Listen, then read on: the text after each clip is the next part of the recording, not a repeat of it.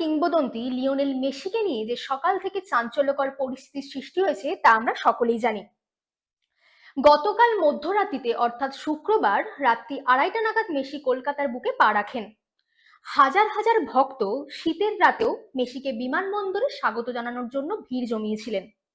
কলকাতা জুড়ে Messi mania নামে এক ব্যাপক উল্লাস দেখা গিয়েছে গোটা শহরান্তর তথা গোটা বাঙালি তথা গোটা কলকাতার মানুষের মনে। কাল উত্তেজিত ঘটনা ঘটে যাওয়ার পর আজ তথা 13ই ডিসেম্বর শনিবার ভোর নাগাদ একটি সংক্ষিপ্ত সফরে মেসি কলকাতায় পৌঁছান। কলকাতার স্টেডিয়ামে তার ইভেন্টকে ঘিরে ব্যাপক চাঞ্চল্যকর এবং বিশৃঙ্খলার সৃষ্টি হয়। এখন প্রশ্ন হচ্ছে এটাই যে দর্শকরা এত মোটা অঙ্কের টাকার বিনিময়ে কেন তারা মেসিকে ঠিকঠাক ভাবে দেখতে পাবেন না।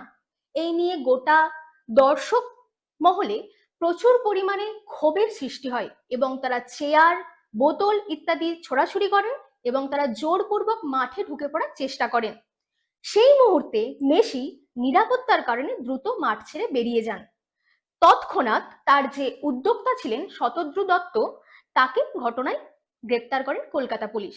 শুধুমাত্র যে এই ঘটনা সল্টলেক স্টেডিয়ামেই একটা চাঞ্চল্যকর পরিস্থিতি সৃষ্টি করেছে তা না, গোটা রাজনৈতিক মহলেও এর সাড়া দিয়েছে। 2019 সালে সন্দেশখালীর ভাঙ্গিপাড়া পার্শ্ববর্তী মাঠে গোপনে তৃণমূল মিটিং করছিল